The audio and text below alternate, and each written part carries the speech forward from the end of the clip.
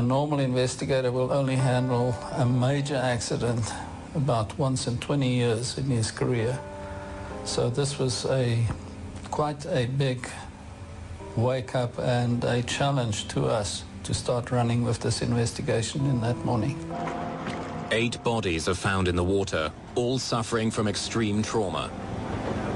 It was around about 2 o'clock that we, in fact, were advised that wreckage and an oil slick had been spotted. And it was then quite apparent that the airplane was lost. The most astonishing thing is that my parents had actually, the night before they had flown, had sorted out their wills, had sorted out their insurances, had sorted out all of their documentation and paperwork before they flew, which was quite amazing. My father made very, very close family friends of ours, our guardians, our godparents, and we were to live with them. South Africa quickly becomes obsessed with what caused the crash. In the early days, there's very little to examine, only small bits of the plane that are floating on the surface.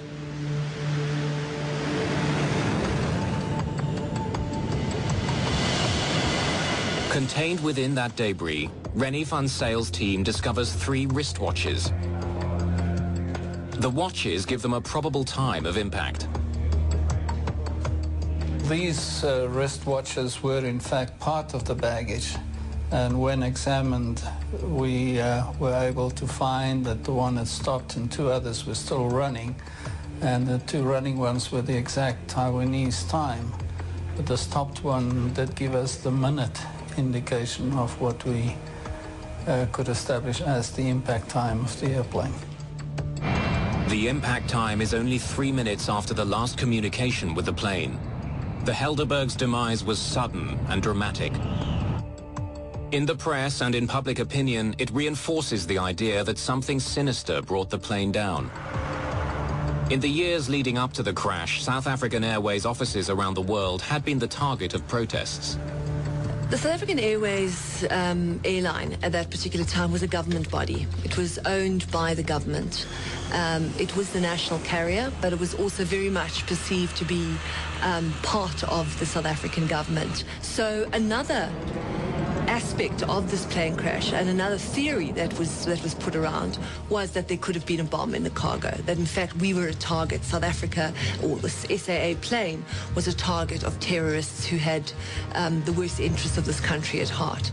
Experts examine the small bits of wreckage they have, searching for the telltale signs of an explosion: impact cavities, surface pitting, or spatter cavities.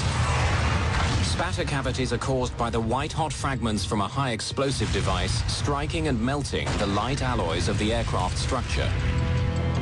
But experts spot no sign of an explosion. And when air traffic control tapes are studied, Van Zyl hears that the crew appeared to be coping with the emergency. Blazen, Springbok 295, we've opened the doors to see if we can, we should be okay. We've had rumors of atomic bombs, for example, in the airplane. That won't cause the airplane to burn. It will take out the airplane. We did not have that same experience here. This airplane flew for 22 minutes. It's out of the ordinary circumstances. This was not an explosion that took out the airplane. An American salvage company is hired to find the wreckage and black boxes, but time is running out. The boxes have built-in locating devices called pingers, which run on batteries and will eventually run down.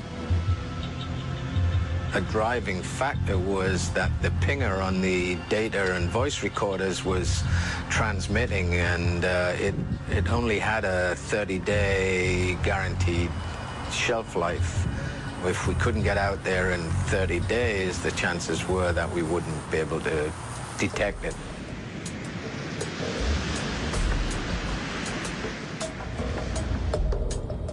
By the time the proper equipment can be assembled in the Indian Ocean, only 7 days remain before the batteries and the pingers will die out.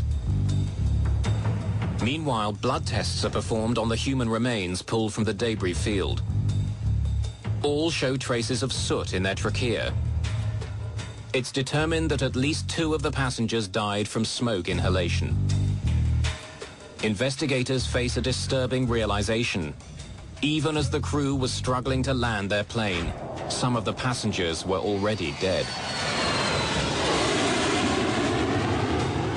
While searching for the black boxes, investigators continue to examine the floating wreckage. Amongst the hundreds of recovered items, a partly melted graphite tennis racket offers a telltale clue about the fire. Graphite only burns at temperatures greater than 600 degrees Celsius. Investigators now know that the fire on the Helderberg was extremely hot. This discovery may explain why a fully charged extinguisher from the front of the plane is recovered with other floating wreckage. Investigators notice a melted piece of cargo netting on the outside of the extinguisher.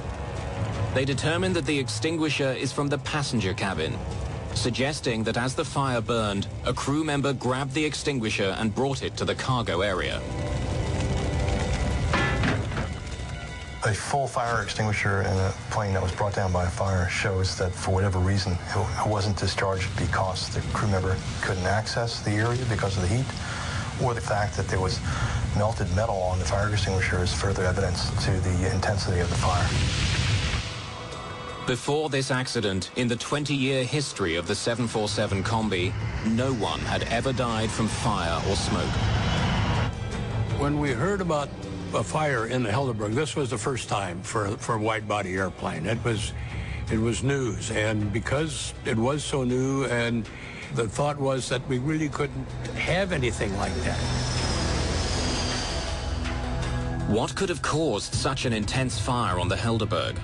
Was it a wiring problem on the plane, or had the cargo itself somehow started the blaze? Initially, the investigation, of course, focused on what was the cargo. The fire obviously had originated in the main deck cargo compartment, so the logical thing is to look what did the waybills indicate was carried in the airplane. Investigators learned that there were 6 pallets of cargo on board Flight 295. Using master waybills, Van Zyle's team is able to determine that 47,000 kilograms of baggage and cargo was officially on board.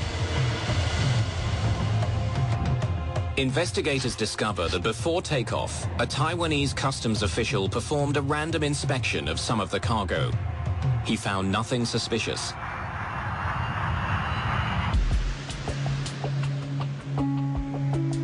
More than ever, investigators need to find the rest of the plane and locate the Helderberg's black boxes. Well beneath the grey waves of the Indian Ocean, the wreckage of the Helderberg remains hidden. Now one man, Rennie Van Zyl, must decide whether to spend the money needed to recover the plane's wreckage. But almost 2 months after the Helderberg slammed into the Indian Ocean, no one even knows the precise location of the main wreckage.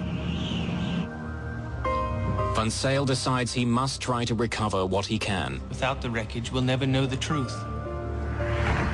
So they spent on one investigation what we spent in 6 months of conducting all of our investigations in the United States. Before investigators can salvage the Helderberg, they must find it. The wreckage lies somewhere very deep underwater. 61 days after the crash of the Helderberg, Van Zyl receives some intriguing news from his team. Sophisticated sonar equipment has detected a large object 4,400 meters underwater on a flat plateau. It could be the Helderberg. And they presented me with a piece of paper with a lot of black dots of various sizes on it, and they said, that's your wreckage. And my question to them was, how do I know it's the wreckage of the 747? Maybe this is a submarine from the Second World War or something. And the response was just, Rennie, it is it, because we tell you it is the wreckage. But no one's ever gone that deep to salvage anything, including the Titanic. Van Zyl has no choice. To find out whether the sonar images are in fact the wreckage, he must launch the most expensive part of the investigation, Operation Resolve. A remote-controlled sub called the Gemini will be sent to the ocean floor to videotape what's there. If it is the Helderberg, the Gemini will search for key items, including the black boxes.